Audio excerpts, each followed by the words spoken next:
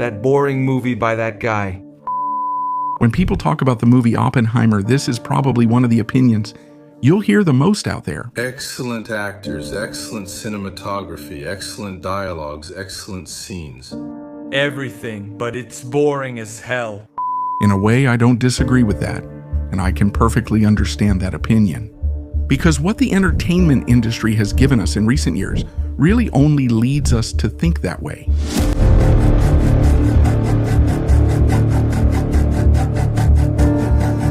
Think about the most recent movie releases, or even YouTube videos, or even short videos that impact us daily on other platforms.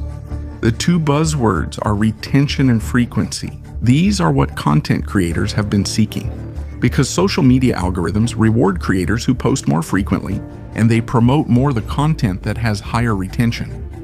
And even though this may seem to have nothing to do with the film industry, it's clear how this impacts our way of consuming content. In general, we constantly need something that grabs our attention, something that immediately provokes some emotion in us.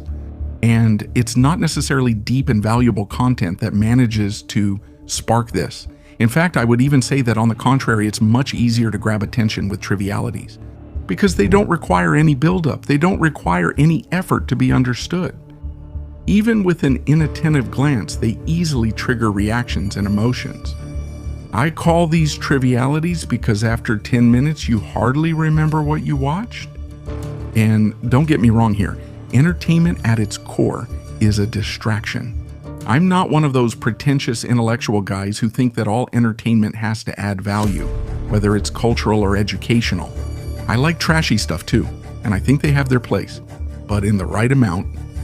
The problem is that trivialities have taken over social media. A lot of it is because of the algorithms that the platforms themselves have developed to keep your attention.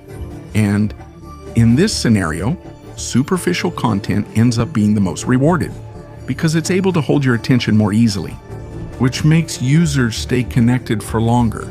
And we already know what the result of all this is. People spend hours stuck on social media without being able to get anything useful out of it. But the problem is that this process kept spreading. And it doesn't just happen on social media anymore. Just look at what's been happening in the film industry lately. The streaming platforms are constantly pushing and demanding new movies, series, and new seasons all the time. Well, it's how long? Não se apressa a arte. And this naturally has caused the quality of the content produced to drop drastically. If we look at the recent major movie releases, we see a huge number of remakes or sequels of well-known films. And it's not that all these movies are bad. That's not it. But the reason directors rely on this strategy is proof that, more than ever, people are rejecting innovations in entertainment. They prefer to watch stories they already know. Movies, often with shallow content, but that grab your attention. And above all, that lets you check your phone every now and then while watching them. This new way people consume content and the strong external pressure that producers have been facing is undoubtedly destroying art. Because the focus of productions is always on something external. What will people think? What will the critics say? What message do I want to convey? And most importantly, how am I going to represent minorities or some social struggle in my film? Art isn't made that way. Art is pure expression without pre-established rules, because that limits our ability to create. And when I'm writing, it's about the page. It's not about the movie. It's not about cinema or anything. It's about the literature of me putting my pen to paper and writing a good page. And that's exactly why I see Oppenheimer as a break on a snowball effect that had been producing increasingly empty and superficial movies. A work from another era, which only became possible because Christopher Nolan didn't care about anything that's been done in recent years. And it's obvious that this bothered a lot of people. Oppenheimer is boring because it's 3 hours long, has a lot of dialogue, and little action. It's boring because it requires you to do a little research before watching. You won't really understand the movie unless you're familiar with the history beforehand. It's boring because it's dense, complex, it makes you reflect, and it doesn't give you the answers easily. And look, honestly, I didn't even want to show this one, so I wouldn't give it any attention. But It's important to illustrate what I'm saying. Just take a look at what this Globo journalist wrote. The guy had the nerve to say that Oppenheimer is an anti-Barbie, saying that Nolan has a notorious problem with female characters, and that because of this, he relegates two major actresses to little more than narrative crutches, with characters whose existence is only justified by the protagonist's journey.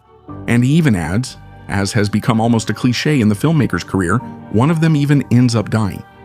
And honestly, that's a true story. The woman actually died in real life. That's just another one of those journalists and critics who try to find a problem with absolutely everything people do these days. But besides that journalist, people's own reactions show that Nolan's film is something ahead of its time. Boring, lazy, dragged out, overrated, definitely one of the most boring movies I've ever seen. That's it. Critics who aren't used to this kind of thing will find all sorts of irrelevant aspects to try to discredit it. We'll never know that, but I dare say that this movie would very likely face strong rejection if it didn't have a renowned director and an incredible cast. And that's where the genius of all this lies, because Oppenheimer takes advantage of aspects that our current society values in order to get a pass, relevance and audience to give cinema not what it wants, but what it needs. I don't know. There are no easy answers to the questions that his story raises. That line sums up the experience of the film well. The goal of the film is to convey the complex questions and moral dilemmas that bombarded the mind of the man who had in his hands one of the most important and complicated decisions in history. To help you better understand the context of what I'm talking about, it all started when, in the middle of World War II, Albert Einstein sent a letter to the then President of the United States saying that Nazi Germany was creating a nuclear bomb capable of destroying entire cities. Feeling threatened, the American president then decided to create a secret project called the Manhattan Project, which was led by the physicist Robert Oppenheimer. And the main goal of this project was to develop an atomic bomb before Germany and thus prevent an American disaster. This is a very brief summary, but what's most interesting is that this isn't the first time Nolan has brought to the screen a moral dilemma where two sides had to decide between annihilating the other to save themselves or surrendering to uncertainty. In the movie Batman: The Dark Knight, also directed by him, we come across one of the most memorable scenes in the film, where Joker captures two boats to play another one of his psychopathic games. You're all going to be a part of a social experiment. One boat had regular passengers, children, families, innocent people in the eyes of society, while the second boat was filled with prisoners, people convicted by the justice system who had chosen that life. He then says that exactly at midnight he will blow up both boats, but he also gives the passengers on each one the chance to decide if they want to detonate the other before midnight and thus save themselves. But to Joker's disappointment, in the midst of all the fear and chaos, neither of the two boats decides to blow up the other. Batman still arrives in time to stop them from detonating it. And of course, this is a superhero movie, a work of fiction, where you can tell the story however you want. Now, a few years later, Nolan chooses to tell us about a real situation, something that actually happened. And this time, there wasn't much room for a different outcome.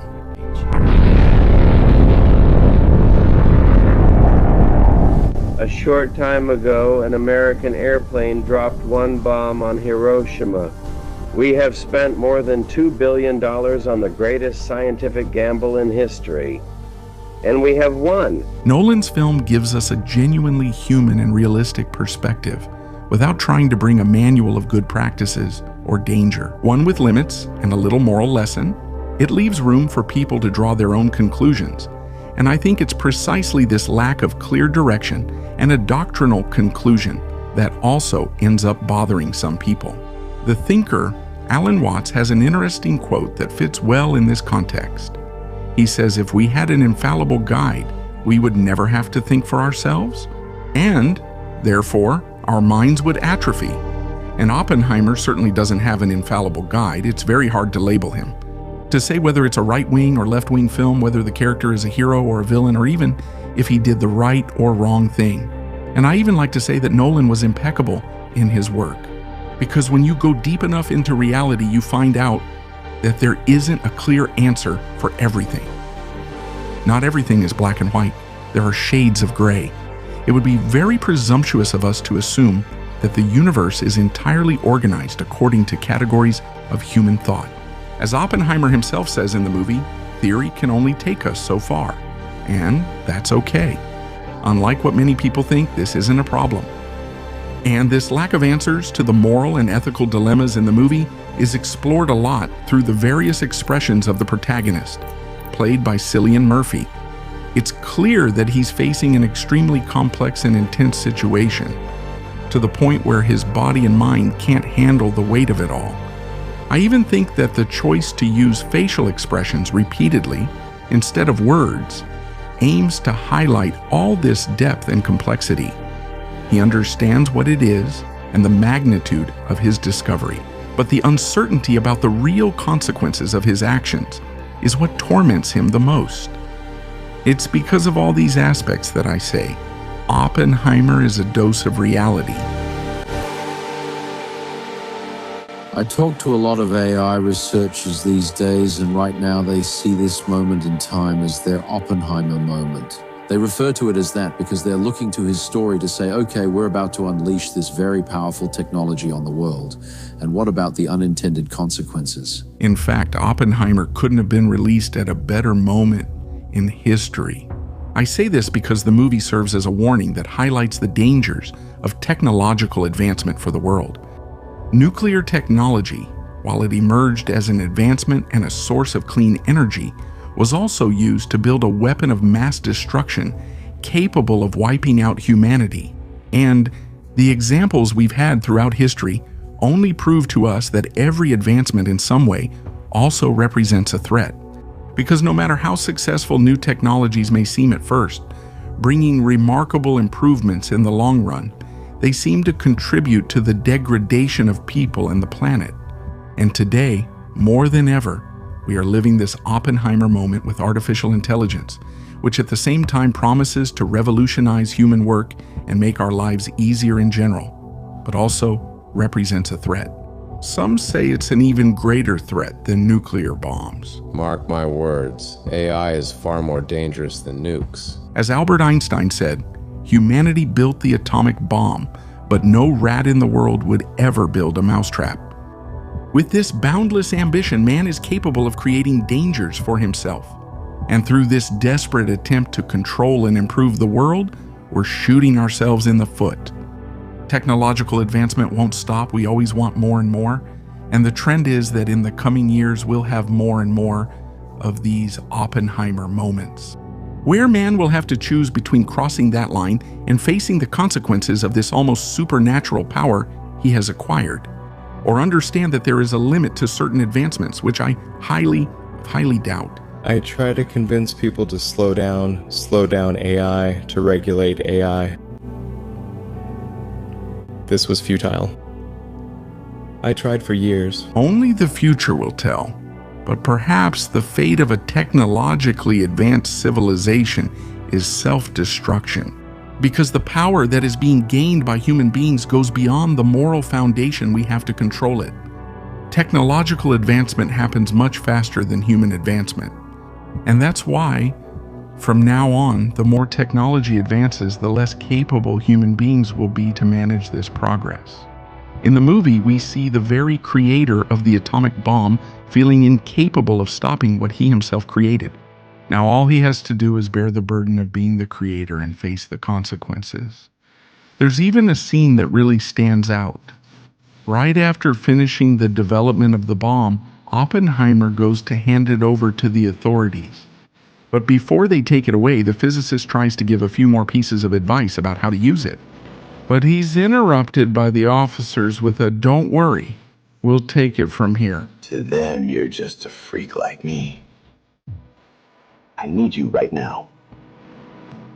When I know, they'll cast you out. The great merit of the film Oppenheimer is that it invites us to deeply question all these aspects.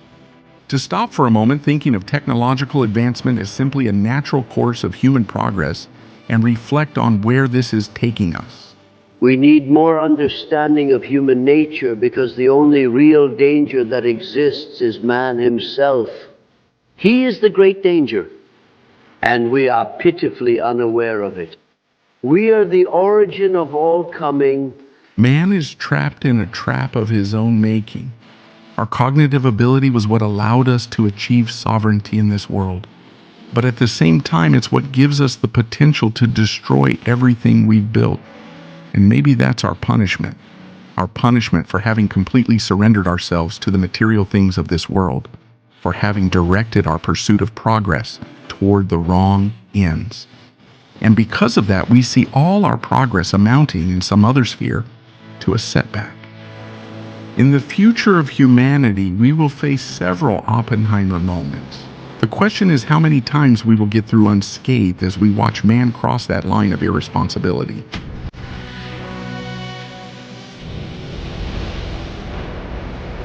Man has discovered a secret greater than himself, and that he is crossing his own tent. How thoughtful. C'est bien possible.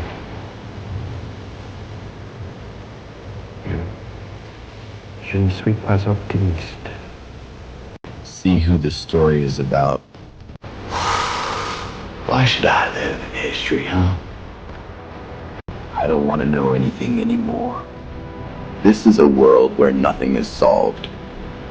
Someone once told me time is a flat circle. Everything we have done we'll do and do over and over and over again.